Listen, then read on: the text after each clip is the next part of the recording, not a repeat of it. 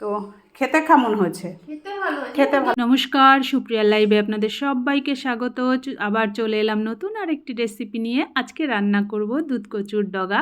এই হচ্ছে দুধ কচুর ডগা। আমি ডগাগুলোকে ছাড়িয়ে ভালো করে ধুয়ে নিয়েছি। এবার এটাকে সরু সরু করে কেটে নেব। আপনারা আপনাদের ইচ্ছা মতো এটাকে কাটতে পারেন, আড়া করেও কাটা যাবে, তবে আমি এভাবেই কাটি, সেই জন্য আমি সরু সরু করে কেটে নিচ্ছি। তো এইভাবে সমস্ত ডাটাগুলোকে আমি কেটে নেব।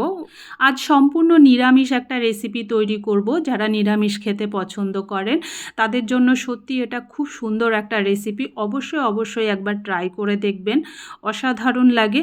তো আমি এই সমস্ত ডাটাগুলোকে কেটে নিয়েছি। এবার এটাকে জল দিয়ে একটু ভাপে বসিয়ে দেব হালকা করে। যদিও আমার এই ডাটাটা ভাপ না দিলেও চলতো, তবু আমি সবাইকে দেখানোর জন্য একটু হালকা করে ভাপিয়ে নিচ্ছি। এবার এটা ভাপে বসিয়ে দিয়ে চলুন যাই এর মশলাটা রেডি করে নিই।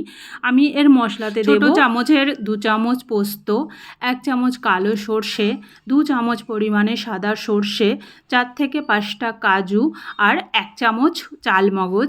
সাথে দেব একটু লবণ, একটু হলুদ আর কাঁচা লঙ্কা। এগুলো আপনারা পরিমাণ মতো দিয়ে নেবেন, যার যেমন পরিমাণে আছে। আমি এগুলোকে একটু শুকনো ঘুরিয়ে নেব, নিয়ে এর মধ্যে দিয়ে দেব টমেটো, যেমন টক খেতে পছন্দ করেন। আমি এর সাথে 2টো টমেটো দিয়েছি পরিমাণ মতো। তো আমি এই সবগুলোকে দিয়ে খুব ভালো করে মিক্সিতে ব্লেন্ড করে নেব।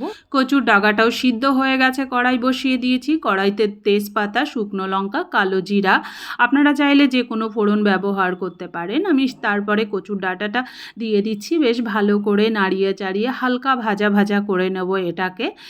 হয়ে গেছে আমার এটা ভাজা ভাজা। আমি এর ভেতরে এবার যে ব্লেন্ড করে রেখেছিলাম যে মশলাটা, আমি সেই মশলাটাকে এর ভেতরে দিয়ে দেব। এর সাথে আর কিচ্ছু যাবে না, দেখতেই পাচ্ছি অন্য আর কোনো মশলা আমি এর সাথে ব্যবহার করছি না। বাটিটা ধুয়ে একটু জলটা দিয়ে দেব সামান্য পরিমাণে চিনি। এটা সম্পূর্ণ নিজেদের ব্যাপার, তবে ব্যালেন্সটাকে আনতে গেলে একটুখানি চিনি ব্যবহার করলাম আমি। এটা আপনারা নাও বা করতে পারেন, তো আমি চিনিটাকে ব্যবহার করছি। খুব ভালো করে এটাকে মিশিয়ে নেব। মিশিয়ে নিয়ে এবার ঢাকা দিয়ে রেখে দেব কিছুক্ষণের জন্য, একটু সিদ্ধ হতে দেব। জল ফুটে উঠেছে, ফুটে উঠলে পরে আমি কিছুটা সময় একে ঢেকে রেখে দেবো, কারণ ডাটাটা আমি সিদ্ধ করিনি বেশি, সেই জন্য আমি এটাকে কিছুক্ষণের জন্য ঢেকে রেখে দিচ্ছি। ঢাকাটা তুলে আবার একটুখানি নাড়িয়ে ছাড়িয়ে নেব, আবার কিছুক্ষণের জন্য ঢেকে রেখে দিচ্ছি। আপনারা দেখে নিতে পারেন, যদি সিদ্ধ হয়ে যায় তাহলে দরকার নেই। মশলাটা একদম শুকিয়ে গেছে। এবার ওপর থেকে একটু কাঁচা সর্ষের তেল দেব।